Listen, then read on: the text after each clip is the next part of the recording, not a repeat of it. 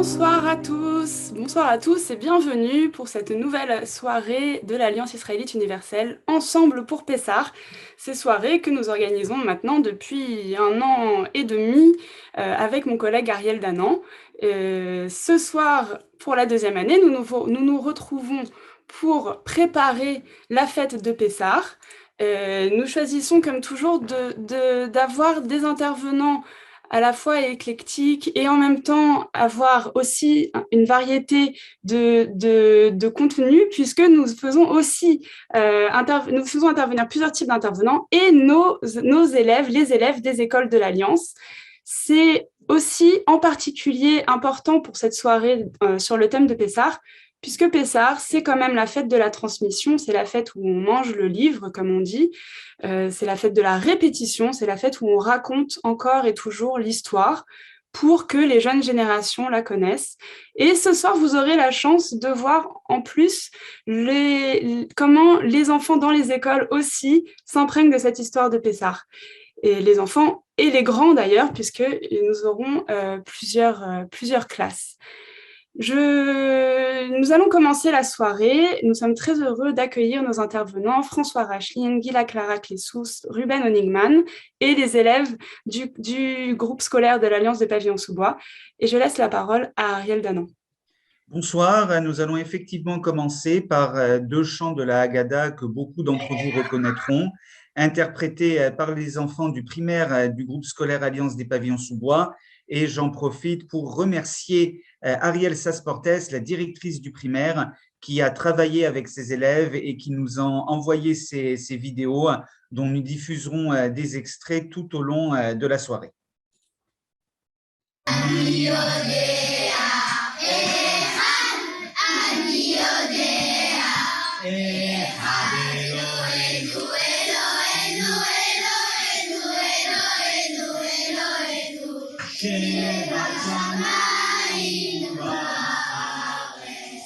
Qui sait ce que veut dire un? Moi je sais ce que veut dire un. Et le chat qui mangea l'agneau que mon père a acheté avec le sou. Et le chien qui mordit le chat qui mangea l'agneau que mon père donc les enfants de Pavillon-sous-Bois. Nous accueillons notre première intervenante de la soirée, Gila Clara Clessous, je vais y arriver. Gila Clara Clessous, qui justement fait du théâtre et je n'ai pas fait d'exercice de diction, je suis désolée. Donc Gila, vous êtes docteur en lettres sous la direction de Elie Wiesel. Vous êtes artiste de l'UNESCO pour la paix, auteure et donc metteuse en scène. Et puis cette année, on a eu la chance de vous avoir également en enseignante au SNEJ et par ailleurs à l'Alliance. Vous allez nous parler de Khadgadia, dont justement les enfants ont chanté un extrait. Et je vous laisse la parole. Bonsoir à tous. Merci de me recevoir dans cette très belle soirée consacrée à Pessah. Merci à Sandra, merci à Ariel. Je vais donc vous parler de Khadgadia, qui est un chant un peu particulier puisqu'il clôture toute la cérémonie de la Haggadah. Je vais partager mon écran pour pouvoir vous donner déjà, on va dire, un sens de ce que sont les paroles pour que vous compreniez sa portée symbolique. Alors tout d'abord, déjà essayez de comprendre en quoi est-ce que ce chant est particulier. On voit qu'il s'agit d'un chant cumulatif. Sandra, tu as très gentiment rappelé l'importance du théâtre dans mon parcours, et c'est vrai que la fête de Pessah, on va dire que c'est la fête la plus théâtrale. On pense toujours que c'est Pourim dans la tradition juive, mais Pessah est très important parce qu'il faut, et je cite, vraiment raconter l'histoire comme si on y était, comme si c'était nous qui étions sortis d'Égypte. Et Khadgadia vient clôturer de façon assez symbolique cette soirée de récit avec cette chanson cumulative que l'on trouve en araméen dès le XVIe siècle. Je vais vous la lire pour que vous compreniez toute la portée. Il s'agit de l'histoire d'un petit agneau qui va déclencher on va dire, une succession d'événements qui va nous permettre d'avoir une action de Dieu pour clôturer. Alors pour certains qui connaissent la chanson, je vous en prie, n'hésitez pas à pouvoir la chanter en même temps. Je vous propose de suivre. Donc, le refrain est simple. Oh l'agneau, oh l'agneau, oh l'agneau, l'agneau, l'agneau, que mon père avait acheté, que mon père avait acheté. Et puis là, on montre pour dessous, pour dessous, pour dessous, pour dessous. Oh l'agneau, oh l'agneau, oh l'agneau, l'agneau, l'agneau. Ici, on a le refrain. Je vous fais une tradition qui est plutôt française. Sachez que ce chant qui clôture le Seder, il se fait en araméen, en hébreu, en italien aussi, si on pense à la Fiera dell'Est, qui a été une très belle interprétation par Federico Brandoardi. En tout cas, ce chant a eu une vraie résonance internationale. Il s'agit, comme je viens de le chanter, de l'histoire d'un petit agneau qui a été acheté par mon père. Et on verra que cette idée du père, elle va avoir une traduction, une interprétation assez intéressante selon les traditions. Enfin, comprendre comment est-ce que l'accumulation commence, puisqu'il s'agit dès le début d'un acte de violence, puisque voici le chat qui va manger l'agneau. Et ensuite, on reprend que mon père avait acheté. Arrive un autre acte qui va être un acte contre le chat. C'est le chien qui va mordre le chat. Puis, autre acte cumulatif, on a le bâton qui va venir frapper le chien, qui a mordu le chat, qui a mangé l'agneau, que mon père avait acheté. Donc ici, vous voyez les relations causales, on appelle ça siba à sibot, c'est-à-dire une accumulation de raisons, c'est-à-dire de conséquences par rapport à qui mange qui. Le bâton, on l'a dit, le feu qui vient détruire le bâton, l'eau qui va détruire le feu, le bœuf qui vient laper l'eau, le boucher qui vient tuer le bœuf, l'ange de la mort qui va tuer le boucher, et bien sûr, la justice divine qui vient arrêter l'accumulation de destruction. Donc, Hachem, Dieu qui vient pouvoir faire justice dans ce monde qui avait été, on va dire, accumulé contre l'agneau. Cette chanson, ce chant, on la trouve dans la Haggadah de Prague en 1590 sous une forme araméenne. D'ailleurs, le titre de cette chanson, Had Gadia, est un titre que l'on trouve en araméen, qui veut dire, bien sûr, un petit agneau. Les interprétations vont être très nombreuses. Encore une fois, n'oubliez pas que 1590, même si c'est très tardif, ça apparaît finalement pas si loin de la date de l'imprimerie, de la capacité à pouvoir imprimer avec Gutenberg. Donc, c'est finalement assez tôt pour en trouver un témoignage écrit. On sait que le chant existe depuis le Moyen-Âge. Et ce qui est intéressant, c'est d'en voir les différentes interprétations. Alors, plusieurs interprétations. On voit par exemple qu'une des interprétations qui va être la plus récurrente, c'est de dire que, en fait, ce qui est de l'ordre de l'accumulation, c'est la volonté d'acharnement contre le fait qu'Israël soit juive, soit habité par le peuple juif. Et donc, l'agneau, ce serait les Juifs, dans leur volonté de pouvoir posséder la terre d'Israël. Et puis, on a une succession qui vient pour essayer d'empêcher le peuple juif de pouvoir avoir accès à Israël. On a les Assyriens qui seraient les chats, on a Babylone qui serait le chien, Perse pour le bâton, la Macédoine pour le feu, l'Empire romain au niveau de l'eau, les Sarrasins, le bœuf, les croisades pour le boucher, et enfin les Turcs, l'ange de la mort. Et bien sûr, la justice divine qui revient pour pouvoir remettre de l'ordre dans tout ça. Donc ça, c'est une des interprétations, mais sachez qu'on a encore beaucoup d'autres interprétations. Je vais vous en citer deux ce soir. L'interprétation de Moïse Sofer, qui date du XVIIIe siècle, qui, lui, va voir une façon de pouvoir célébrer Pessah tel que c'était fait pendant le Temple, avec les deux ouzim, qui sont en fait les deux tables de la loi, et toute une capacité en fait de rituels qui vont venir s'accumuler les uns aux autres. Donc des choses qui vont être assez intéressantes, mais plus de l'ordre, on va dire, du rite que quelque chose qui est de l'ordre de la croyance. On va avoir le Gaon de Vilna qui, lui, va le voir de façon symbolique. Pour lui, il y a toute une filiation dans cette relation de cause à effet entre Abraham, Jacob, le droit d'aînesse, et là, les deux zouzim, les deux sous dont j'ai parlé, ce ne sont plus les deux tables de la loi, mais ce sont au contraire les plats, les deux tricheries que aurait fait Yaakov vis-à-vis d'Ésav pour lui voler son droit d'aînesse. Vous connaissez cette histoire. Et donc, en fait, il voit une sorte de métaphysique de la capacité à chaque fois de trouver le choix de la transmission de la parole divine. Ça, c'est quelque chose que a pu montrer le Gaon de Vilna.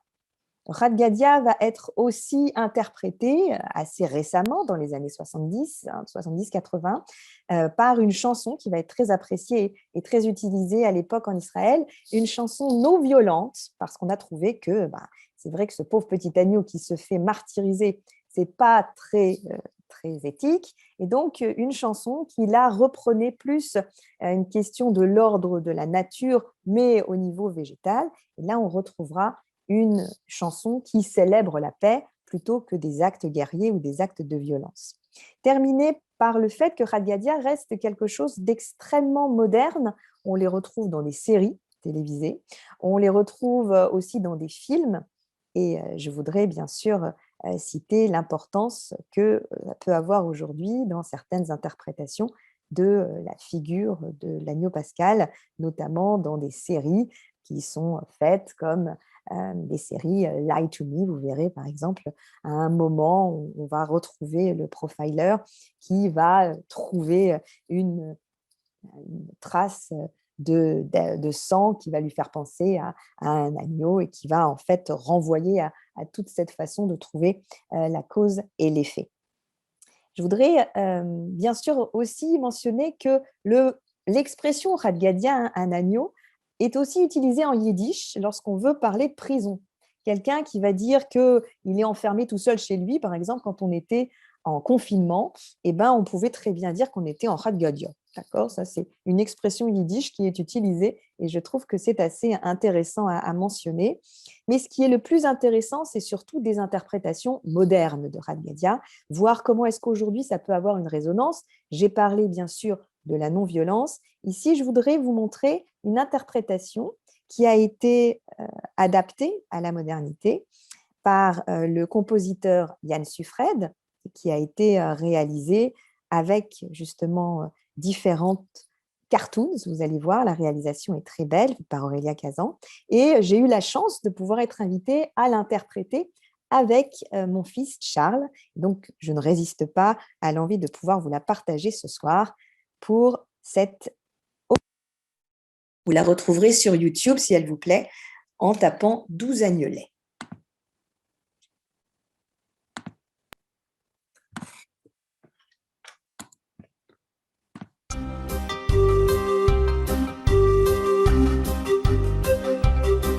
Au marché de la ville, mon père, pour 2 sous m'acheta un agneau.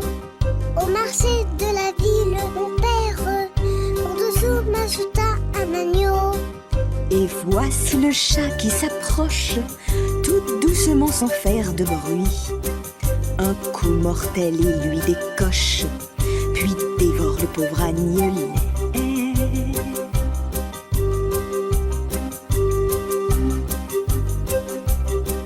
Au marché de la ville, mon père, pour 2 sous m'acheta un agneau. Au marché de la ville, mon père, pour 2 sous m'acheta un agneau. Voici le chien furieux qui s'élance, il aboie dans toute la maison. Court, attrape et se met à mordre le chat qui mange à l'agnelet.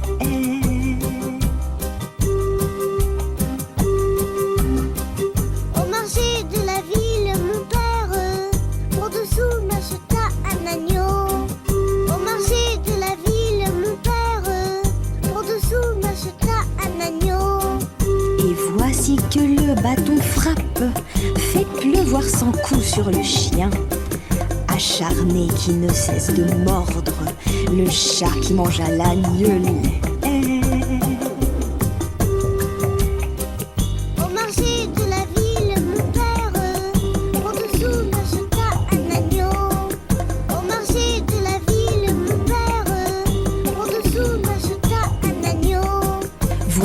grand feu qui consume, brûle entièrement le bâton, qui frappa le chien, qui mordit le chat, qui mangea le doux agnelet. Au marché de la ville, mon père, pour dessous m'acheta un agneau. Au marché de la ville, mon père, pour dessous m'acheta un agneau. Et l'eau éteint le feu qui brûle, le bâton qui frappa le chien, qui mordit le chat, cet assassin, qui mangea le pauvre agnelet. Au marché de la ville, mon père, pour dessous m'acheta un agneau. Au marché de la ville, mon père, pour dessous m'acheta un agneau. Et le bœuf bulot qui éteignit le feu, qui brûla le bâton, qui frappa le chien, qui mordit le chat, qui dévora l'agneau, le pauvre agnelet.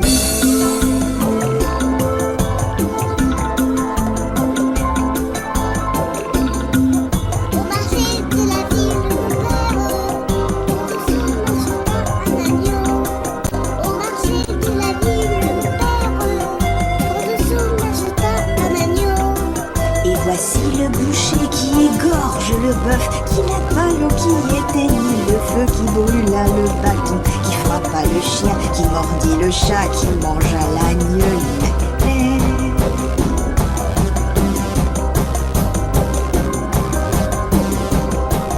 Au marché de la ville, mon père, pour dessous m'acheta un agneau. Au marché de la ville, mon père, pour dessous m'acheta un agneau. Voici l'ange de la mort qui supprime le boucher, qui tua le bœuf, qui n'a pas l'eau, qui éteignit le feu, qui brûla le bâton, qui frappa le chien, qui mordit le chat, qui dévora l'agneau, malheureux et doux agnelet.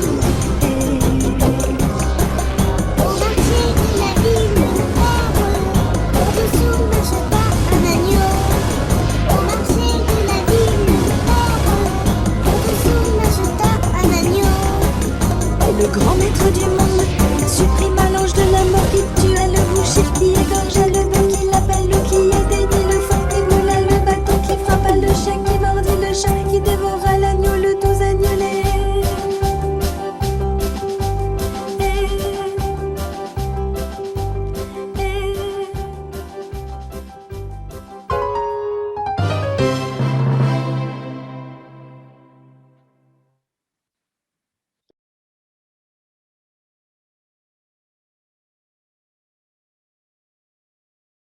Donc ici, on le voit bien, l'accumulation vient s'entendre aussi au niveau de l'arrangement musical de Yann Suffred, qui est inspiré, on l'a entendu, par le boléro de Ravel, et puis une accumulation des différents instruments qui entrent lorsqu'entre l'animal et qui vient justement donner, avec un effet vraiment de tempo de plus en plus, on va dire, fébrile, une idée vraiment presque d'asphyxie, qui va bien entendu s'estomper lorsque l'Éternel arrive, lorsque Hachem fait son apparition. Une dernière chose pour conclure, vraiment penser que Chad Gadya, et je rappelle encore une fois que si vous avez été intéressé par cette interprétation, vous pouvez la retrouver sur YouTube sous 12 agnolets. Une dernière chose, cette interprétation, elle est intéressante aussi de Chad Gadya par rapport à une façon quasi métaphysique de se positionner. Beaucoup de personnes aujourd'hui, non seulement en Israël, mais également dans le monde entier, utilisent cette chanson pour essayer d'en comprendre un sens de développement personnel. C'est-à-dire lorsque on a une sorte d'effet papillon, quand on fait une chose, essayer d'en mesurer les conséquences et de voir aussi comment est-ce qu'il peut y avoir des problèmes de communication, sans réaliser véritablement la possibilité de prendre une conscience totale de la portée de ces actes. Et je trouve intéressant que finalement, on ait une conclusion de la Haggadah sur cette responsabilité éthique que l'on porte tous. Transmettre l'histoire de la sortie d'Égypte, c'est une chose, mais qu'est-ce qu'on entend par sortie d'Égypte? Et nous aurons la chance d'entendre d'autres intervenants ce soir.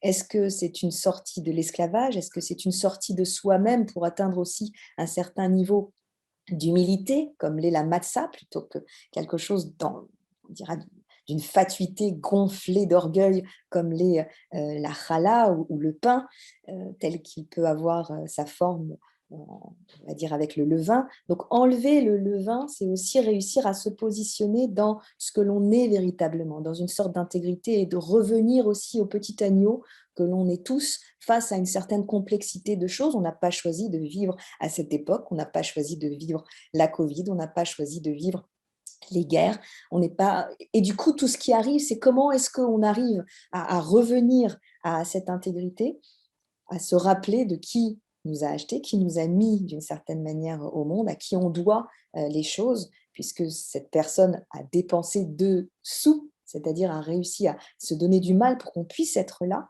le remercier et essayer le mieux qu'on peut de s'échapper de cet inexorable chaînon, ce maillage de conséquences qui peut si vite arriver. Voilà, ce fut un grand plaisir de prendre la parole ce soir et merci encore à l'Alliance de m'avoir permis d'être parmi vous. Merci beaucoup, Gila Clara Kessous, pour cette très belle évocation de Khat Galia et pour avoir donné du sens à ce poème qui est chanté par tout le monde, mais dont on a certaines fois un peu de mal à percevoir le sens. Et puis surtout, bravo et merci à Charles et à vous pour cette magnifique vidéo qui fait notre plaisir chaque année à l'approche de Pessah. Alors, nous allons maintenant écouter Monsieur François Racheline, que nous sommes très honorés d'accueillir ce soir. Vous êtes essayiste, universitaire, auteur d'une trilogie autour d'une lecture non religieuse de la Bible. Et si nous avons souhaité vous inviter ce soir, c'est parce que vous avez récemment publié un ouvrage intitulé « Moïse et l'humanisme ». Et donc, vous allez aujourd'hui nous parler de la liberté suivant Moïse, à la manière dont vous avez intitulé votre intervention. Et je rappelle aussi que vous êtes depuis quelques mois membre du Haut Conseil de l'Alliance israélite universelle. Encore merci d'avoir accepté notre invitation ce soir. Merci à vous, Ariel.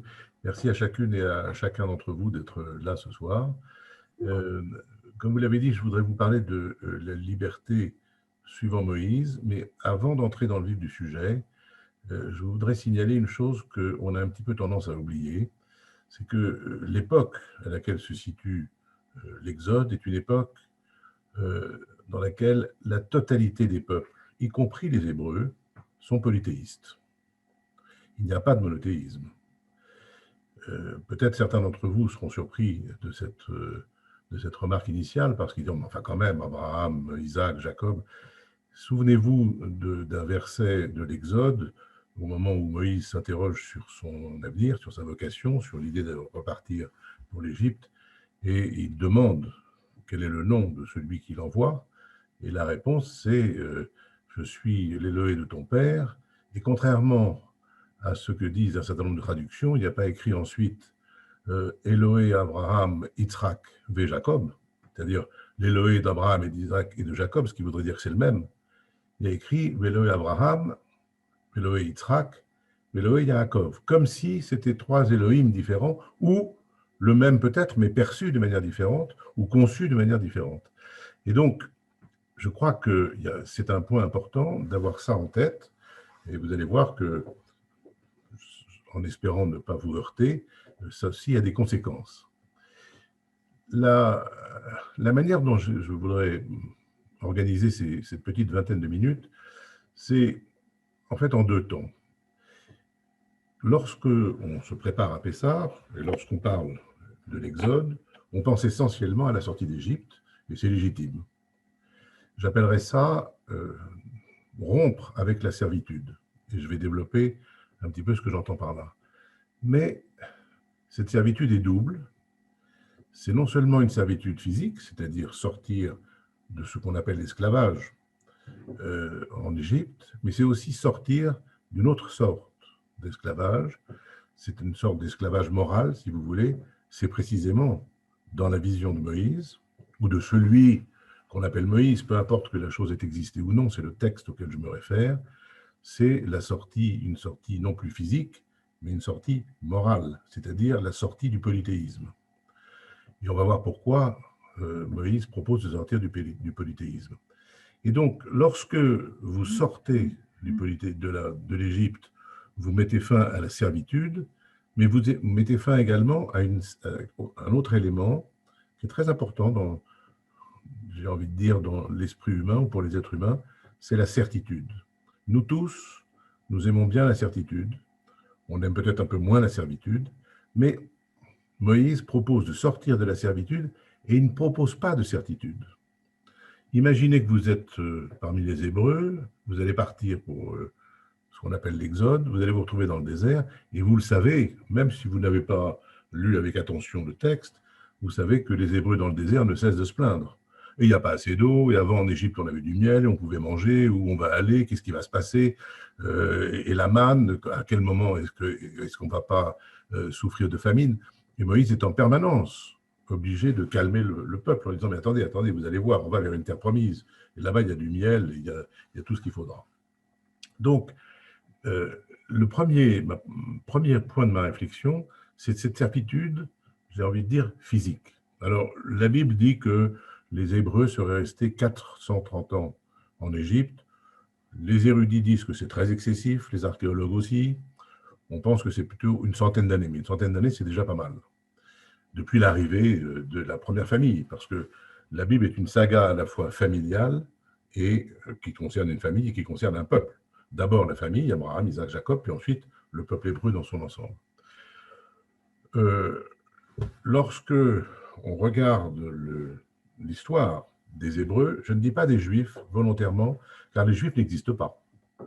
Le mot juif apparaît dans la Bible une vingtaine de fois, uniquement dans le livre d'Esther et dans le livre le mot m'échappe, mais enfin très tardivement, très longtemps après l'écriture du Deutéronome, vers 400 avant Jésus-Christ, c'est-à-dire bien après le roi Josias qui régnait vers 630, 650. Alors, donc ce sont les Hébreux, on parle là des Hébreux. Et les Hébreux ont pris l'habitude, j'ai envie de dire pour nous, de rompre. Abraham rompt avec ses habitudes à Ur-Kasdem. Jacob change, il rompt avec ce qu'il était. Yaakov, ça veut dire il suivra. Il devient Israël, c'est-à-dire celui qui se gouverne. Il devient quelqu'un d'important, une sorte de leader. Et évidemment Moïse. Chaque fois, le mouvement est un élément important pour le changement et pour l'entrée dans une nouvelle vie. Ça, c'est la sortie, j'ai envie de dire, physique. Et tout à l'heure, Clara disait, oui, mais on sort, c'est très bien, mais pourquoi? Et vous savez qu'un certain nombre de gens disent qu'il faut sortir d'Égypte tous les jours, ce qui n'est pas facile. Ce n'est pas uniquement une fois par an, parce que nous avons beaucoup d'Égypte. Mais il y a cette servitude morale que j'évoquais tout à l'heure. Cette servitude morale, c'est l'acceptation du polythéisme. À une époque où, lorsque vous êtes en Égypte, il existe plus de 200 divinités, la plus grande d'entre elles étant probablement Amon-Ré. Et Amon, ce dieu égyptien, possédait plus de biens que le pharaon lui-même. Il était plus riche que le pharaon lui-même. Il avait des milliers de serviteurs. Donc il faut bien comprendre ça. Lorsque Moïse propose de refuser le polythéisme, en fait, que refuse-t-il? Ce qu'il refuse, c'est quelque chose d'essentiel sur quoi est fondée notre civilisation. Et peu de gens le rappellent. Et je pense qu'il faut le rappeler en permanence. Ce sur quoi se fonde Moïse, c'est l'idée qu'une idole, c'est-à-dire une représentation matérielle, c'est quelque chose qui prend à sa charge la responsabilité des actes. Lorsque vous lisez Homère, l'Iliade, l'Odyssée, vous voyez que chaque fois qu'un héros homérique s'engage dans une aventure, il a besoin de la validation par un dieu. Les dieux sont en permanence présents, et pas uniquement chez les Grecs, à une époque qui coïncide à peu près avec Josias dont je parlais tout à l'heure, mais ils sont là. Et comme je le disais précédemment, la totalité des peuples ont ça en tête. Ils ont tous en tête un mot qui est employé dans la Bible, ils ont des Elohim, c'est-à-dire des divinités. Elohim est un pluriel en hébreu, le im est le signe du pluriel au masculin. En français, il faut un S, en hébreu, il faut im. Elohim, c'est un pluriel. Alors, ce qui est extraordinairement intéressant, c'est que Moïse propose, et c'est pour ça que dans mon petit livre qu'a rappelé tout à l'heure, dont a rappelé le titre Ariel, dans mon livre, je dis que cette proposition n'est pas une proposition religieuse, c'est une proposition beaucoup plus large et qui est totalement universelle. Ce que propose Moïse, c'est de dire la responsabilité individuelle, c'est une responsabilité qui incombe à chaque individu et personne ne peut se substituer à l'individu. Et où voit-on ça? Et vous toutes et vous tous, je crois que vous le savez aussi bien que moi, mais je vais le rappeler parce que je vais le présenter sous une forme un peu particulière. Tout d'un coup, je ne vous vois plus. Voilà, ça revient. Excusez-moi, j'ai appuyé sur une mauvaise touche. On le voit dans le décalogue. Dans le décalogue, il ne s'agit pas d'une présentation générale qui dit voilà, il faut faire ci, il faut faire ça. Non, c'est pas exactement ça. Dans le décalogue, on commence par dire le premier verset du décalogue, c'est je suis YHWH ton Elohé. Je dis YHWH parce que je me refuse, comme André Chirouaki, à traduire YHWH par Dieu, par Seigneur, par Père, par Éternel. C'est intraduisible puisque c'est indicible. Il est difficile d'accepter cette idée, mais étant donné qu'on ne peut pas prononcer YHWH autrement que par un détour, eh bien c'est intraduisible. Donc, je garde en hébreu Yud He Vav He, en français YHWH. Je suis YHWH ton Elohé qui t'ai fait sortir du pays d'Égypte. C'est-à-dire que la première chose qui est annoncée dans le décalogue, c'est, et on va y venir après parce que je vous dirai ce qui est contenu dans YHWH, c'est une proposition qui affirme l'histoire individuelle. Tu es sorti d'Égypte et je te demande de le rappeler. Et tous les 9 autres principes, règles qui sont édictées par le décalogue s'adressent toutes à chacun et à chacune individuellement. Je les ai sous les yeux parce que c'est difficile de se souvenir du décalogue strictement, mais vous êtes à une époque où les êtres humains sont des rouages. Donc vous êtes conscient d'appartenir et d'exprimer une histoire. À une époque où les idoles pullulent, vous ne ferez pas d'idole. Il n'y aura pas pour toi des Elohim acherim, c'est-à-dire des Elohim inauthentiques, c'est-à-dire qu'on peut représenter. Il faut que ça soit irreprésentable. Freud parlait d'une hauteur de l'abstraction la plus haute possible.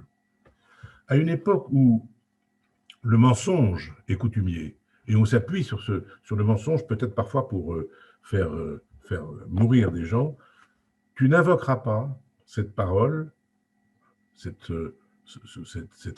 référence qui est YHWH, tu ne l'invoqueras pas pour soutenir ton mensonge.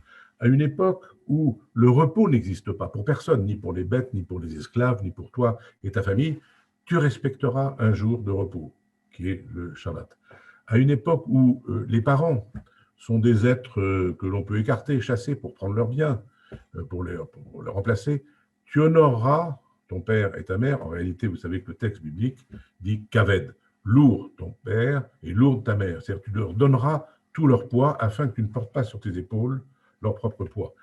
À une époque où le sacrifice humain, l'assassinat est courant, lo tirtsar, tu n'assassineras pas. Il est écrit lo tirtsar, toi, tu n'assassineras pas. À une époque où on est à une logique du prendre, le vendre existe un peu, mais il est marginal par rapport au prendre. À une époque où on prend à la nature, où on prend le bien d'autrui par la guerre, par la rapine, où on prend autrui lui-même pour le transformer en esclave, tu ne voleras pas. À une époque où la preuve peut reposer simplement sur une parole, sur une affirmation erronée, quand les faits ne sont pas établis, tu ne rendras pas de faux témoignages. À une époque, enfin, où le bien d'autrui est en général pas toujours très bien gardé, ça dépend évidemment par qui, eh bien, où il n'est pas bien protégé, tu ne le convoiteras pas, tu ne le prendras pas, et puis j'ai en plus oublié l'adultère. Donc, vous voyez que à chaque fois, on vous dit, c'est toi qui es en question. Il y a des cas dans l'histoire, dans le code d'Hammurabi, on dit, le seigneur de Babylone dit à son fils, il ne faut pas que tu tues, parce qu'après, ça peut provoque des tas d'ennuis. Bon, j'ai toujours bien aimé ce qu'on voit dans le code d'Hammurabi, parce que mon père me disait il ne faut pas tuer parce qu'après on est obligé de mentir. C'est très embêtant et il ne faut pas mentir. Bon. Donc, cette idée que c'est individuellement qu'on est concerné signifie qu'on renvoie à la responsabilité individuelle. Je me permets de signaler que la responsabilité individuelle, c'est une des bases de la démocratie. Aujourd'hui, est un petit peu écornée parce que les réseaux sociaux, lorsque vous êtes en pseudonyme ou anonyme, votre responsabilité individuelle s'évapore, alors que c'est un des fondements de notre système politique. Alors, je vous disais tout à l'heure qu'il y avait cette sortie d'Égypte qui manifestait une sortie de la servitude physique et de la servitude morale. Je voudrais vous dire maintenant pourquoi j'ai parlé d'incertitude, d'une situation plus difficile à assumer et qui, je crois, continue de traverser un très grand nombre d'entre nous. Je vous disais tout à l'heure, Elohim, ça ne se traduit pas. Si on voulait absolument traduire, il y a quelqu'un un jour qui m'a dit, oui, mais enfin quand même, il faut bien, est-ce qu'il faut mettre Elohim dans le texte? Je dis, ben oui, moi je garde Elohim, mais si vous voulez absolument quelque chose qui serait équivalent, la seule chose que je trouve un tout petit peu juste, c'est de faire référence aux Indiens d'Amérique, les esprits. À cette époque-là, les esprits sont présents partout. Alors les esprits. Quant à YHW, alors Elohim, quand je dis c'est un mot qu'on emploie pour toutes les divinités, c'est Amon est un Elohim, Baal est un Elohim, Marduk est un Elohim, Astarté est un Elohim, Ishtar est un Elohim, Zeus, Jupiter, Quetzalcoatl, Ahura Mazda, tout ça ce sont des Elohim. Et la Bible là-dessus est très claire. On parle des Elohim de tel et tel peuple. Et assez souvent dans le Lévitique, on rencontre ça souvent, dans le Deutéronome aussi. L'Élohim des Hébreux, c'est YHWH. Là, c'est plus compliqué. C'est plus compliqué parce qu'il est omniprésent, mais il est invisible. Il est non représentable. Il ne possède rien. Il n'a pas de nom. Alors, vous allez dire, si, on dit qu'il a un nom, mais il est caché. Parce que Rachi signale, d'ailleurs, c'était fait déjà par des talmudistes avant Rachi, il signale que dans le texte, on dit Zéchémi Léolam, c'est-à-dire c'est mon nom à jamais. En réalité, Léolam s'écrit sans Vav, donc ça, ce sont des petites finesses de la grammaire. En réalité, ça renvoie à un verbe qui est caché et non pas inexistant. Donc mon nom est caché pour toujours. Il faudra que quelqu'un m'explique un jour quelle différence il y a entre un nom caché pour toujours et pas de nom. S'il est caché pour toujours, ça veut dire qu'on ne l'atteindra jamais. Il y a beaucoup d'histoires dans le Talmud qui racontent que certains rabbins disaient « Veux-tu que je te dise le nom divin ?» Et on dit « Non, surtout pas, je ne veux surtout pas, parce qu'après, si je le sais, je suis fichu. » Eh bien, il y a un seul passage dans la Bible où quelque chose est explicité. Car dans l'ensemble de la Bible, je vous mets au défi de trouver des explications sur ce que c'est que Elohim et ce que c'est que YHWH. La Bible s'intéresse à l'être humain. Elle ne s'intéresse pas, extrêmement peu. Bien sûr, il y a des attributs d'YHWH, il y a des attributs d'Elohim. Mais qu'est-ce que c'est? Est-ce que tu peux me définir ce que c'est? Personne ne peut répondre. Alors, il y a un passage, il est facile de s'en souvenir, vous pouvez le retrouver très facilement dans la Bible. Les traductions peuvent être variables, mais de ce point de vue-là, elles sont quand même assez proches. C'est le chapitre 3, verset 14. C'est très facile de s'en souvenir parce que c'est comme pi, c'est 3,14. Vous voyez, c'est chapitre 3, verset 14. Bon. Chapitre 3, verset 14, alors c'est exposé sous la forme d'un dialogue entre Moïse et YHWH. Et si vous préférez dire l'Éternel, vous dites l'Éternel. L'Éternel, sachez que c'est un mot qui a été proposé comme traduction par Pierre Robert Olivetan. C'est un homme qui est mort en 1538, c'est un ami de Calvin, et il a proposé le mot éternel, c'est un protestant. Ça a marché, ça a eu pas mal de succès. Dans beaucoup de synagogues, on dit l'éternel. Donc, Moïse est en dialogue avec l'Éternel, d'autant qu'on sait un peu plus loin dans la Bible que YHWH parlait avec Moïse comme un homme avec un autre homme, panim et le panim, on dit face à face, c'est comme évidemment YHWH n'a pas de face, ça veut dire, le mot panim veut dire aussi intérieur en hébreu, donc d'intérieur à intérieur. Et là, Moïse dit, mais bon alors, supposons que tout ça marche, que j'arrive en Égypte, qu'on ne me tombe pas dessus parce que j'ai tué un Égyptien il y a quelque temps, j'arrive, je vais essayer de convaincre les gens de sortir d'Égypte, le pharaon, ça ne va pas être simple, enfin, à un moment donné, il faut bien que je donne un nom.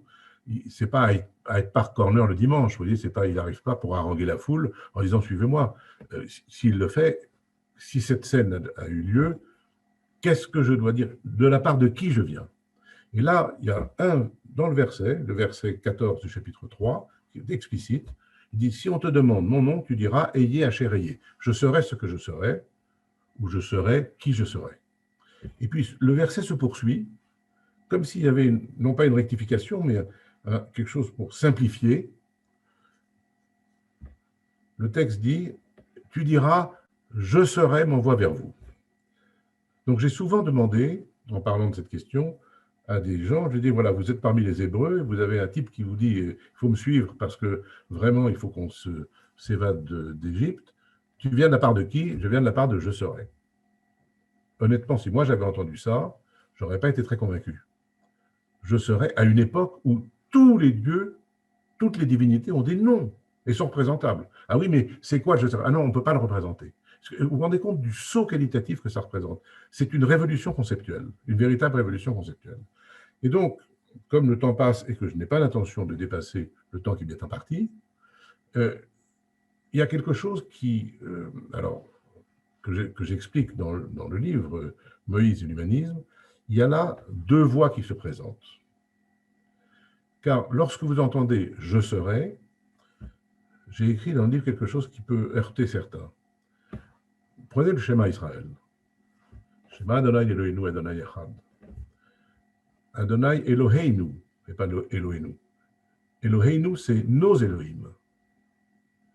Et on dit Adonai parce qu'on ne peut pas dire YHWH. Mais YHWH, c'est Eyé. Imaginez que vous disiez, écoute Israël, je serai est un. Et effectivement, chacune et chacun d'entre nous peut dire, si je dis je serai, c'est moi François Rachlin, il dit je serai. C'est un peu audacieux ce que je suis en train de vous dire. Mais qu'est-ce qui est derrière ça? Il y a derrière deux voies possibles. La première voie, c'est une voie dont je pense qu'elle ouvre sur la religion, et évidemment notamment sur le judaïsme, qui est de dire « je serai ce que je serai », c'est-à-dire « Eyé Asher Eyé ». Les philosophes disent « on va hypostasier ça », c'est-à-dire que c'est une abstraction qui devient une vraie réalité. C'est Dieu, et je le traduis par Dieu. Donc, Dieu sera. Quoi que vous fassiez, et même dans certaines traductions de la Bible, il n'y a même pas écrit « je serai ce que je serai », il y a écrit « je suis qui je suis ». C'est-à-dire parce que le présent, effectivement, le futur, c'est un présent à partir de maintenant et pour toujours. Donc, on pourrait aussi le dire comme ça. Ça, c'est une voie. Et c'est une voie qui, évidemment, est totalement légitime. Il ne s'agit pas de dire qu'il y en a une qui est bonne et l'autre qui est mauvaise, bien entendu. Mais la deuxième voie, c'est une voie qui n'est pas dans cette logique, religieuse, qui dit simplement, il y a quelque chose qui est déterminant, qui est une référence, qui est YHWH, je serai, ça renvoie à la nécessité pour chacune et pour chacun d'entre nous de ne jamais être, mais de devenir, de se situer toujours dans le devenir. Il y a si la première voie consiste à retrouver une certitude, après tout, il y a des gens qui disent, oui, bon, Dieu existe, c'est une certitude. On est sorti de la servitude, il y avait une certitude, on a retrouvé une autre certitude. La deuxième voie, c'est on est sorti de la servitude et on reste dans la certitude. Il y a une question que pose mon ami Marc Anawaknin, que j'aime beaucoup, la question, et le rabbin, il dit, l'homme est un qu'est-ce que c'est un qu'est-ce que c'est. L'homme au sens, l'homme et la femme, bien entendu. C'est un qu'est-ce que c'est. Et j'ai le sentiment que chacune et chacun d'entre nous, le soir, dans notre lit, ou peut-être à d'autres moments, si on se demande ce qu'on est, qui on est, je ne suis pas certain qu'il soit facile de répondre. Qu'est-ce que je suis? exactement. Hein. En disant ça, je suis à peu près certain de toucher quelque chose qui nous touche tous, qui nous concerne tous.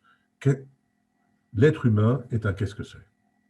Eh bien, ce qu'est-ce que c'est, et je terminerai là-dessus, c'est, je crois, ce que nous disait un homme comme Montaigne, dont vous savez que la mère était juive. Montaigne a dit fait cette réflexion absolument extraordinaire. Il a dit c'est toujours gain de changer un mauvais état, la servitude, à un état incertain. C'est toujours une bonne chose de quitter une situation désagréable, voire pire, à une situation incertaine. Et je crois qu'une des raisons pour lesquelles beaucoup d'entre nous s'interrogent en permanence sur ce que nous sommes et sur ce que nous devenons, c'est que justement nous sommes entrés dans une incertitude, même si on peut avoir cette incertitude, cette interrogation, et bien entendu croire en Dieu, ce que jamais la Bible ne réclame. Merci beaucoup de votre attention. J'ai été un tout petit peu plus long, 22-23 minutes, mais je ne pense pas être brûlé en place publique à cause de ça. Il y a d'autres raisons qui me feront brûler en place publique. Merci beaucoup, Monsieur Racheline. Vraiment, bon, c'est pour ces réflexions aussi riches, dans un temps qui, je le reconnais, est extrêmement court.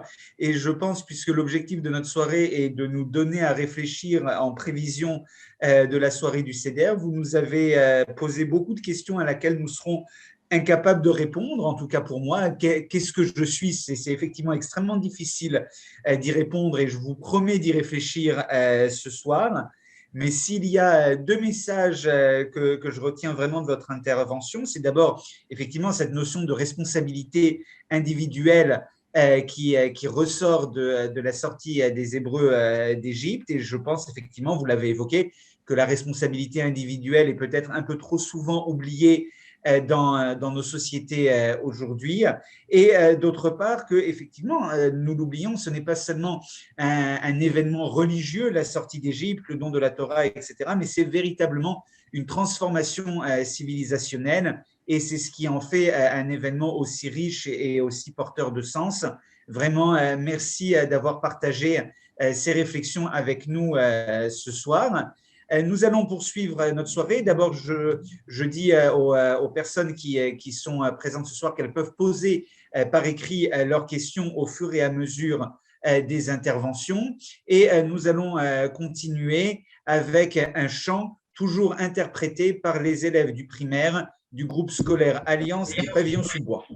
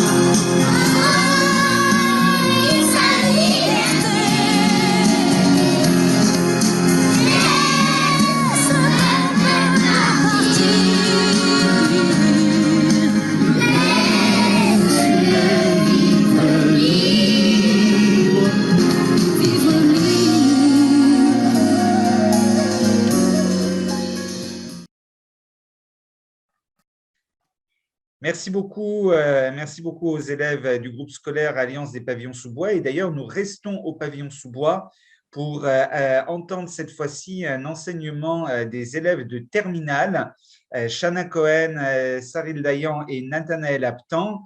Je remercie le directeur du groupe scolaire, Moshe Meshali, qui a pu les enregistrer et qui d'ailleurs les a enregistrés alors qu'il se trouvait la semaine dernière en Israël pour une semaine de visite du pays et des potentialités qui s'ouvrent à eux en tant que futurs étudiants peut-être en Israël. C'est donc cette fois-ci un enseignement qui nous est proposé par ces élèves de terminale autour de la différence entre Hametz et Matzah.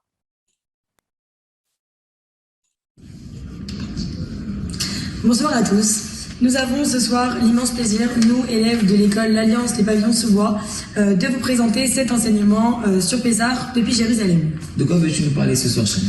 Alors, je vais ce soir vous parler de l'obligation de détruire le Hametz, mais également du symbole que représente un matzah.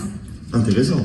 Oui, et en plus du Hametz physique contenu dans la plupart des aliments, il existe également, selon nos sages, du Hametz spirituel. Qu'est-ce que c'est encore que ce Hametz spirituel? Il s'agit de ce que nos sages appellent les mauvaises midotes.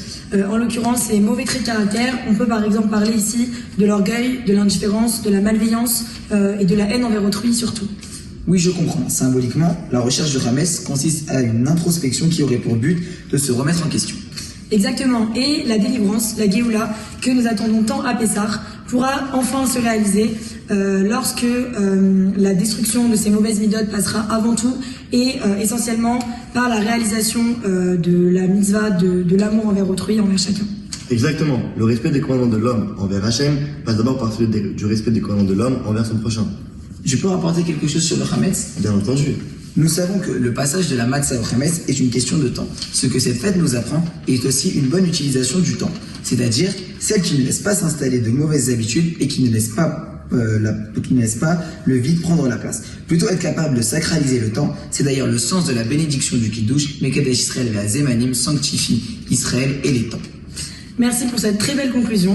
Nous vous souhaitons à tous une très bonne santé, de très belles fêtes de Pessah. Chag Sameach.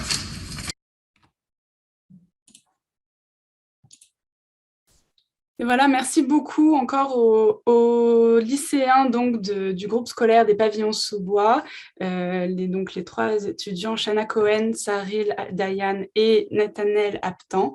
Merci beaucoup pour votre participation du coup à cette soirée, même depuis Jérusalem. On continue la soirée avec donc notre 3e intervenant ce soir, Ruben Odigman. Ruben, tu es journaliste et directeur éditorial d'Acadème. Ce soir, tu vas analyser un texte du début de la Haggadah qui parle non pas du pharaon, mais de Lavan, l'oncle de Jacob, qui va persécuter ce dernier. Et tu te poses la question, en quoi Lavan serait-il pire que le pharaon? Je te laisse la parole. Merci beaucoup. Eh bien, merci Sandra, merci Ariel, bonsoir à tous. Merci à l'Alliance aussi de m'avoir convié à cette petite étude. Ariel disait tout à l'heure que dans les propos de François Rachline, il y avait de nombreuses questions auxquelles nous n'avons pas forcément de réponse.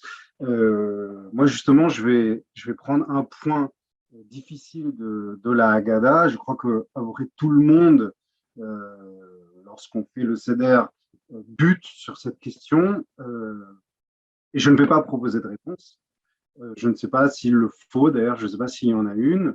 Mais ce que je vais essayer de faire, c'est de muscler la question, c'est-à-dire de la nourrir, de lui donner de la matière, et en la formulant, en la reformulant, en la mastiquant, on va peut-être des éléments, quelques pistes qui vont se dessiner. Vous savez, il y a des sites spécialisés de questions qu'on peut poser aux rabbins, ou même quand vous entendez des conférences de rabbins, souvent ils posent une question, et puis après, quand ils se mettent à répondre, ils disent « En fait, la réponse est très simple. » Moi, je vais essayer de faire le contraire. Je vais vous dire qu'en fait, la réponse est très compliquée. Elle n'est pas compliquée, mais elle est difficile. Donc, le passage que j'aimerais commenter, il se trouve au tout début de la Haggadah de Pessah. Donc, c'est le texte numéro 1 que Sandra va vous partager. On est au tout début de la Haggadah de Pessah. On a à peine fait le Manishtana, on a fait les 4 fils. On a parlé des 5 rabbins accoudés à Bnei-Brak, et puis on n'a même pas encore commencé à raconter l'histoire de la sortie d'Égypte. Il faut quand même toujours s'imaginer en lecteur numéro 0 de la Haggadah. C'est peut-être le premier Seder auquel vous assistez. Il y a des patients 0 et puis il y a le lecteur 0, et chacun est censé s'étonner et se mettre dans la peau du lecteur numéro 0. Donc vous ne connaissez pas encore l'histoire de la sortie d'Égypte. Vous êtes cet enfant qui questionne. Et puis on vous dit, alors attends, avant que je vais te raconter l'histoire de Pharaon et de la sortie d'Égypte, il faut que tu saches qu'il y a eu bien pire. Il y a eu bien pire que Pharaon. Ah bon, c'est déjà étrange comme démarche. C'est un peu comme si, vous savez, il y a un documentaire là qui va sortir sur l'histoire de l'antisémitisme, diffusé sur Arte en 4 épisodes. Un peu comme si je voulais vous raconter toute l'histoire de l'antisémitisme, et puis je vais prendre un point saillant de cette histoire-là, on va dire l'Inquisition espagnole.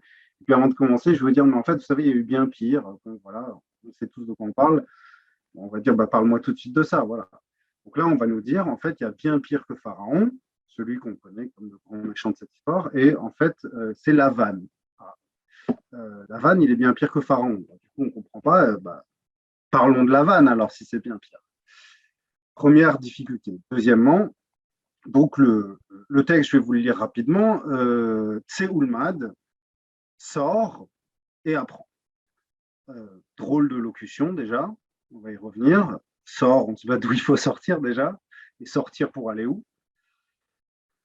Sort et apprend Ma bikesh Lavan ha'arami. Qu'est-ce qu'a cherché à faire Lavan donc, je vais vous expliquer tout de suite qui est Lavan. L'araméen. Qu'est-ce qu'il a cherché à faire La Asot Yaakov Avinu, il a cherché à faire à notre ancêtre Jacob.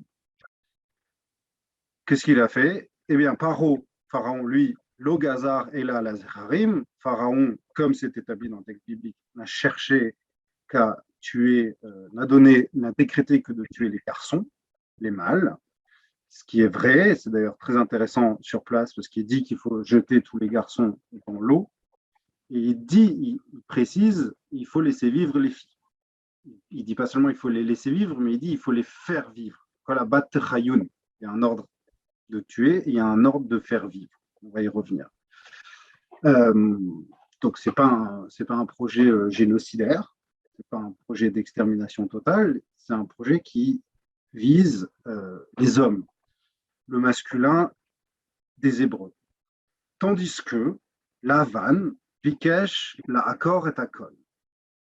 Et là, on a donc une formulation inédite. Lavan, lui, il voulait littéralement déraciner le tout. Voilà. Il voulait déraciner le tout. Il n'y a rien dans le texte biblique qui indique ça. D'ailleurs, on va citer un verset pour appuyer ce propos, chez Neymar, puisqu'il est dit, c'est dans le Deutéronome, Arami Oved Avi. Donc, on est dans le Deutéronome, quand un Hébreu, une fois arrivé sur la terre, apporte les prémices de sa récolte, il va au temple, les Bikurim, et il commence par dire un texte qui commence par Arami Oved Avi, l'araméen, donc on suppose que c'est Lavan, Oved Avi. Je ne sais pas trop bien ce que ça veut dire, mais on peut le lire effectivement en tordant un peu le texte ou en plaquant ça dessus, que l'araméen a éradiqué, ou a au moins voulu éradiquer mon père. Voilà, mon père étant Jacob. Sur place, là-bas, dans le Deutéronome, Rachi a apparemment la même difficulté que nous, puisqu'il ne pose pas la question, mais s'il parle, c'est qu'il a une question à laquelle il va répondre. Il va donner une explication que je ne comprends absolument pas. S'il y a des gens qui la comprennent, ils pourront aller voir sur place. Il dit oui, en fait, c'est vrai qu'il n'a rien fait, mais comme il a voulu faire, c'est comme s'il l'avait fait. Parce que chez les nations du monde, chez les Goyim, je ne sais plus comment il le dit là-bas, quand on veut faire, c'est comme si on avait fait. Je ne sais absolument pas ce que ça veut dire, donc je ne vais pas m'attarder là-dessus.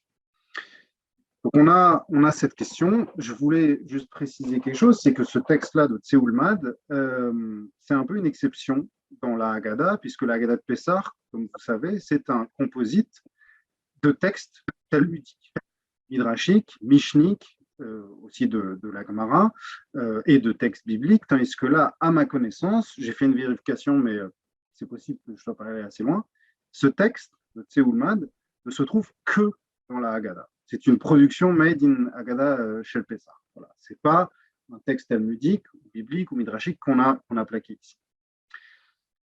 Donc, ce qui m'intéresse, c'est en quoi Lavan serait-il pire. Il n'y a a priori aucun rapport.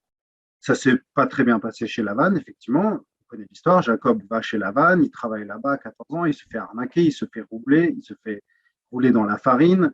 Lavan est un coquin, c'est un patron qui abuse un peu, mais il n'y a pas de projet, il n'y a pas de projet d'assassinat, bien au contraire, puisque en fait, quand Jacob fuit, Lavan lui court après. Il y a des similitudes déjà là avec l'Égypte, c'est-à-dire que Jacob est un esclave, esclavagisé en tout cas, il s'en va et puis son ancien maître le poursuit. Sauf que là, ça ne va pas du tout finir dans le sang ou dans la noyade. Ils vont se retrouver et il va avoir un accord, il va avoir une sorte d'alliance même, et ils vont se séparer en paix. Ils vont manger ensemble et puis ils vont se dire au revoir. Il n'y a rien là-bas qui indique ça. Donc, on va s'intéresser aux mots qui sont employés ici. L'accord est accord. C'est ce que j'ai entendu en rouge. Littéralement, déraciner le tout. On va essayer de comprendre là, dans les 20 minutes, qu'est-ce que c'est déraciner et qu'est-ce que c'est le tout. Quel est ce tout dont on parle? Alors, la méthode que je vous propose, c'est celle qui finalement indiquait en tête de ce paragraphe. On nous donne un indice. On dit, si tu veux comprendre ce texte, sors. C'est Oulmad, sors et apprends. Alors, je propose de sortir. D'abord, de sortir au plus près, c'est-à-dire dans la périphérie de ce texte, à l'intérieur même de la Haggadah, puisque c'est un peu comme la Torah qui est son propre commentaire souvent. La Haggadah aussi est son propre commentaire. Et donc, on va aller au plus près, texte numéro 2, s'il te plaît, Sandra. Le texte que vous connaissez tous, qui est lu juste avant, le texte du rachat, du fils méchant, le deuxième des 4 fils. Et là-bas, il y a une expression qui m'a fait penser à ce l'accord est accord, déraciner le tout.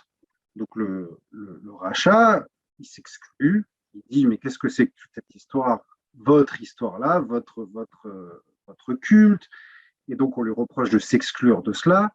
Maha avoda azot lachem, il dit qu'est-ce que c'est que pour vous, lachem velolo, pour vous et pas pour lui, et le fichier et atzmo klal, comme il s'est exclu, il s'est sorti lui-même mina klal, de la collectivité, du tout.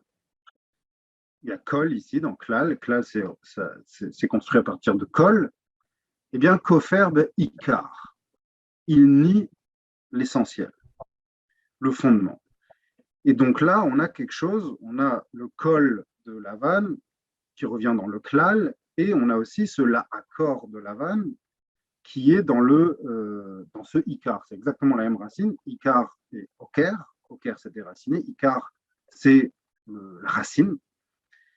Et on a donc là, je pense, je vous suggère en tout cas, un indice. Quel est le problème de Lavan? C'est qu'il s'est exclu du tout. Quel est ce tout? C'est ça qu'on va essayer d'explorer. Où est-ce qu'il est question de tout chez Lavan? Pour comprendre ça, on va sortir encore un pas plus loin, en zone 3, texte numéro 3. On reste dans la Haggadah de Pessah. Et là, en fait, il y a aussi quelque chose d'étrange. On recommence toute l'histoire de la Torah, en fait, depuis l'histoire d'Abraham. On remonte jusqu'à Abraham et on nous dit, voilà, Mitrila avdei avodah zara hayu avotenu. Au tout début, nos ancêtres étaient des idolâtres.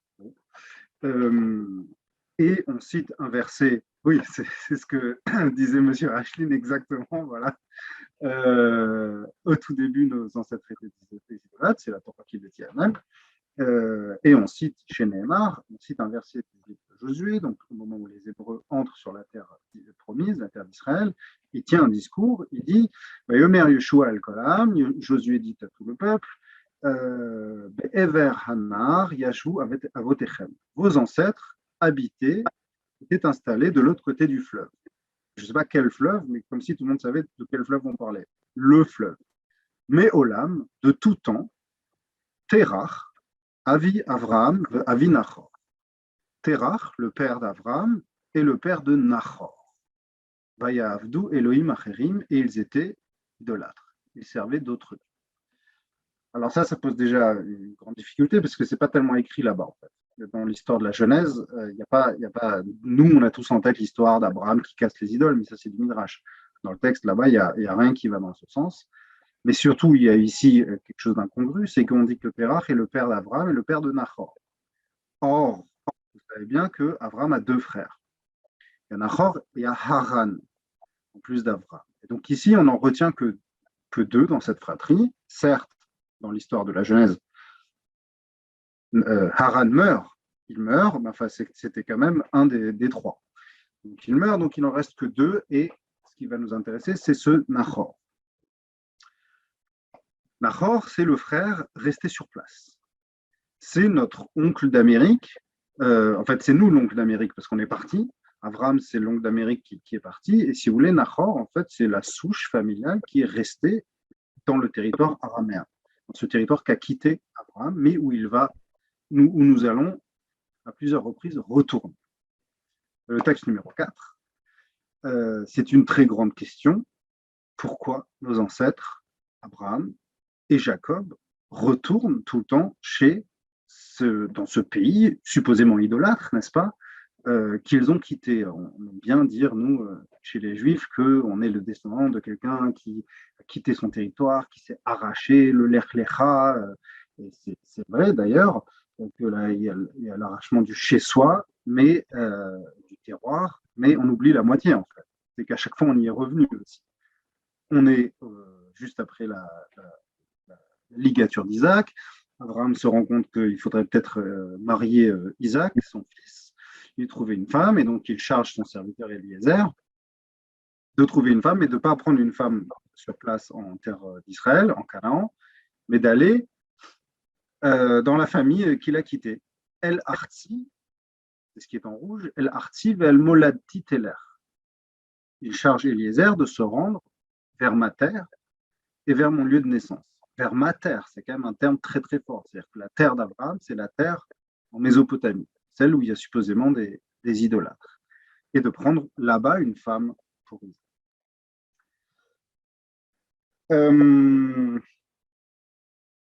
Ça, c'est donc la terre de Nahor. Je vous propose d'aller au texte suivant. Donc, et Eliezer, le serviteur d'Abraham, s'exécute, Vayakam, il se lève, Vayeler, El Aram Naharaim, il se rend vers cette terre. Et là, regardez bien, on dit que cette terre, tout à l'heure, on n'avait pas précisé, ici on dit El Aram Naharaim, El Ir Nahor, la ville de Nahor. Donc, ce référentiel-là perdu d'Abraham, c'est vraiment Nahor, c'est le frère resté là. Texte suivant, s'il te plaît, Sandra. Pire que ça, je vais vous faire un tout petit peu de généalogie maintenant. Nahor a eu un enfant, a eu plusieurs enfants. Il a eu 12 fils, comme par hasard, comme les 12 tribus d'Israël. C'est comme un peuple parallèle, c'est comme un cousinage parallèle qui est resté là-bas. On va voir qu'ils ont aussi leur propre Dieu. Nahor a eu un fils qui s'appelle Bethuel, qui est le père de Lavan. Donc Lavan est le petit-fils. C'est donc le petit-neveu d'Abraham. Petit-fils de Nahor, donc le petit-fils c'est le petit-fils d'Nahor, donc le petit-neveu d'Abraham. Sauf qu'on va sauter une génération. C'est un peu plus tard dans la Torah, lorsque Jacob va s'y rendre. Il arrive dans la ville, il rencontre des bergers et il leur dit, Vayomer Lahem, il leur dit, Hayedatem et Lavan ben Nahor. Connaissez-vous Lavan, le fils de Nahor?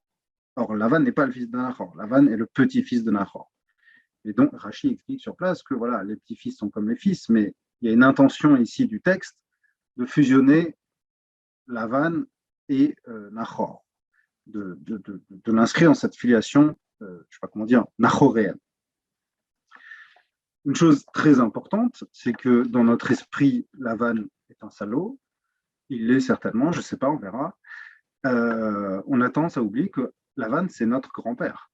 C'est notre ancêtre direct. Ce n'est pas juste un cousin, ce n'est pas juste l'oncle de Jacob, le petit-neveu d'Abraham, c'est notre ancêtre. On a tous du sang, pas au sens biologique bien sûr, mais dans le sang juif coule du sang, dans nos veines coule du sang de Lavan, puisque tout simplement, comme vous savez, c'est le père de Rachel et Léa, de nos matriarches qui ont fondé le peuple juif, les 12 tribus. Ce sont les filles de Lavan. Donc nous sommes tous des descendants de Lavan, c'est la famille extrêmement proche. Donc à chaque fois, on retourne vers cette souche.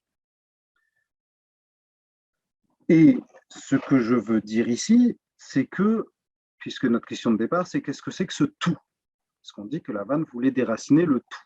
Je pense qu'il y a ici une volonté d'Abraham, puis de Jacob, de rétablir une jonction entre la branche cananéenne, devenue, on va dire, monothéiste, monolâtre, je ne sais pas, la nôtre, celle à laquelle on s'identifie, et la branche restée sur place. La branche de Nahor, qui apparemment était aussi dans une certaine tradition. je ne sais pas laquelle c'est, mais en tout cas, il y a une volonté de faire un axe. Il y a l'axe chiite et là, il y a l'axe cananéo-araméen. Il y a un élan, il y a un désir profond de rétablir cette jonction. Abraham est parti, certes, il fallait partir à ce moment-là, il fallait casser des idoles, que ça, il fallait s'arracher de là, mais il y a aussi une volonté de, par la suite, faire une alliance. Et pour appuyer mon propos, on va passer au texte suivant, c'est que Laban n'est pas juste un idolâtre, bien au contraire, il n'y a rien qui indique ça dans le verset, enfin pour l'instant, plus tard.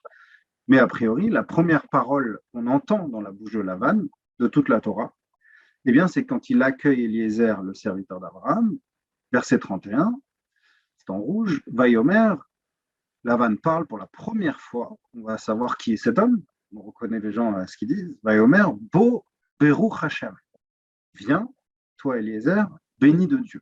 J'ai appris de Tamar Schwartz que, vous savez, les religieux disent sur Baruch Hashem, Baruch Hashem, Baruch Hashem. Alors là, c'est pas exactement Baruch Hashem, c'est Beruch Hashem, c'est vraiment des subtilités. La première occurrence de Baruch Hashem dans la Torah, c'est Lavan qui l'a dit. Donc c'est un intime de Dieu. C'est en tout cas, alors M. Rachlin disait, il ne faut pas dire Hashem, il ne faut pas dire Adonai. Moi, je vais dire Hashem parce que voilà, c'est l'appellation traditionnelle. Et c'est un intime de ce Dieu duquel se réclame Abraham. Il est intime de Dieu, c'est vraiment un cousin, un oncle, pas juste au niveau biologique, généalogique, mais même on parle la même langue. Et ça va plus loin, il dit à Eliezer, Lama ta'amod bachutz, pourquoi est-ce que tu restes dehors? On est à nouveau dans la sortie et dans l'entrée. Pourquoi est-ce que tu restes dehors? Ba'anochi piniti habayit. Alors que moi, j'ai fait le ménage. Moi, j'ai littéralement, piniti habayit, j'ai nettoyé la maison. Bon, alors, niveau 1 de lecture, c'est que, je sais pas, il a préparé la maison, il dit, pourquoi tu restes dehors? Viens, je t'accueille. Sauf que Rashi, il entend autre chose là-dedans, texte suivant.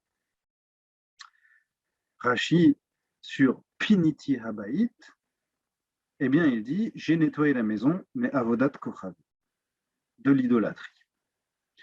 Donc, c'est-à-dire qu'il est en train de dire au serviteur d'Abraham, qui est son délégué, c'est ma lecture de la chose, hein, ça repose sur rien, il dit, j'ai bien conscience de ce projet-là d'arc, de cercle, d'alliance entre Aram et Canaan, et j'y suis prêt, j'y consens, et la preuve, j'ai fait le ménage.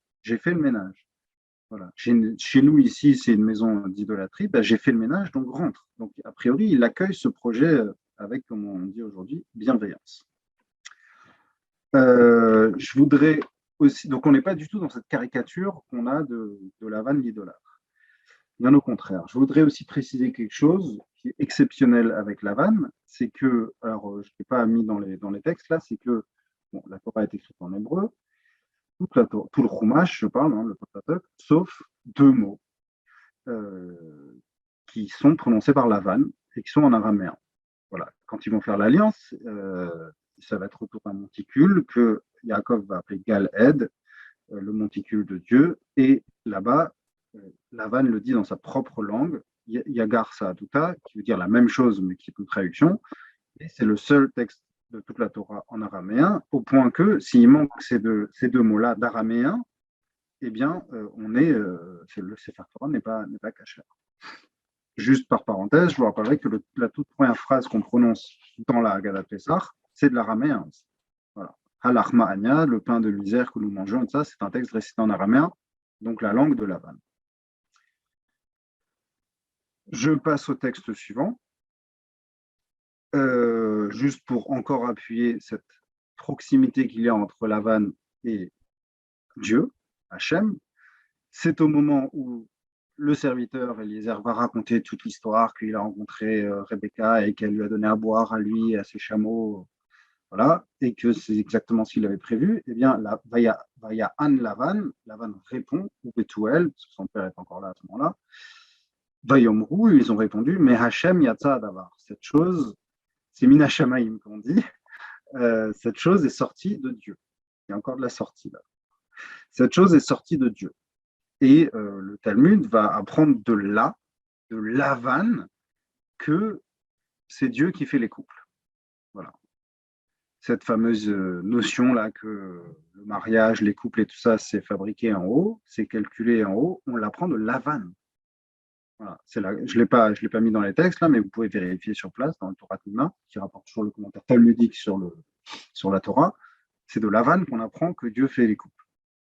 Donc, c'est quelqu'un de vraiment très, très proche. Alors, qu'est-ce qui s'est passé avec Lavan? Le problème, c'est qu'il y a projet de jonction, mais ça va rater. Ça va rater. C'est en ça qu'il a déraciné le tout. C'est-à-dire qu'il y avait une possibilité de faire un tout, pas juste un morceau d'Abraham d'un côté, les Juifs dans leur coin, à l'écart de l'humanité, mais il y avait une tentative, il y avait un élan, il y avait un désir profond chez les patriarches de faire une alliance avec quelque chose qui ne soit pas uniquement hébreu.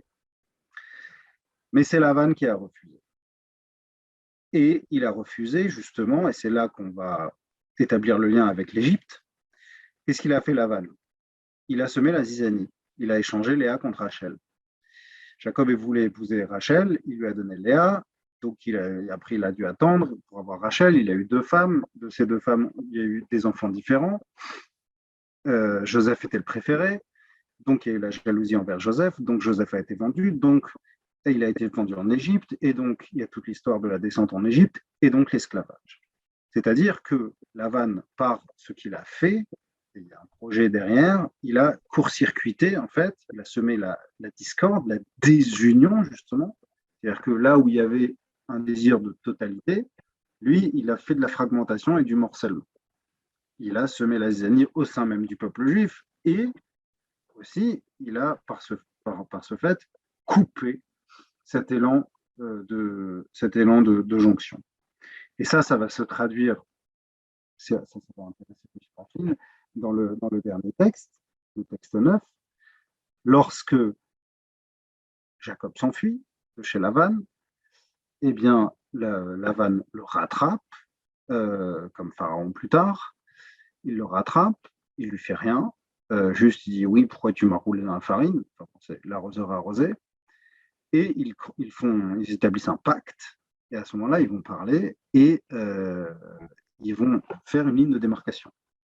Il va y avoir rupture, il va y avoir séparation physique, géographique, c'est-à-dire qu'ils vont dire, verset Nunbet 52, Adagalazé, Adagalazé, jusqu'à ce monticule, Im ani lo evor elecha et agalazé, moi je passerai pas cette frontière-là, Im ata lo ta'avor elai et agalazé. C'est une frontière. Il y a une ligne de démarcation. Ici, c'est Lavan. Là, c'est Jacob. Un pacte de non-agression. Chacun chez soi. Et ça se passera bien. Et il n'y a plus jamais eu de retour vers Aram. C'est-à-dire, cette histoire, elle se finit. C'est un no return. Il n'y aura pas de retour en Aram. Et ça va se traduire au niveau de la religion, de la théologie. Elohé Avram, ve Elohé Nachor, yishpetu benenu. C'est-à-dire que c'est Lavan qui parle. C'est Lavan qui parle. Il dit, le Dieu d'Abraham et le Dieu de Nahor jugeront entre nous. C'est-à-dire qu'on aurait pu espérer là, une union entre eux. Je ne sais pas ce que ça veut dire le Dieu d'Abraham ni ce que ça veut dire le Dieu de Nahor. Il faudrait réfléchir.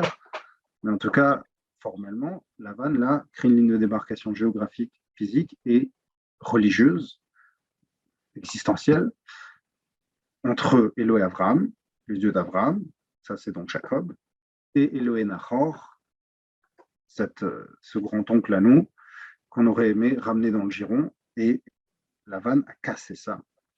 Et ce sera du chacun chez soi. Et je vais en rester là. Je veux juste revenir en fait au tout début, à la première formule du texte 1, Tseulmad. Voilà. La Haggadah nous disait que pour comprendre cette histoire, il faut sortir. Il faut sortir en fait de ce texte.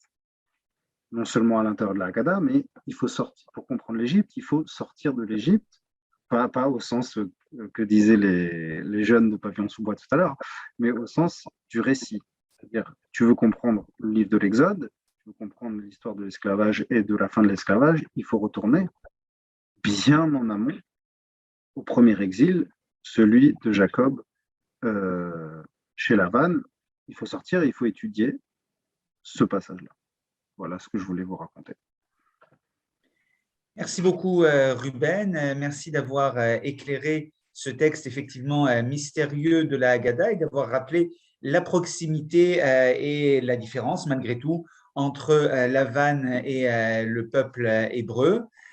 Pour conclure cette soirée, nous allons finir, c'est une évidence, par l'un des textes les plus emblématiques de la Haggadah, le Manishtana, chanté de nouveau par les enfants de la maternelle de Pavillon sous bois.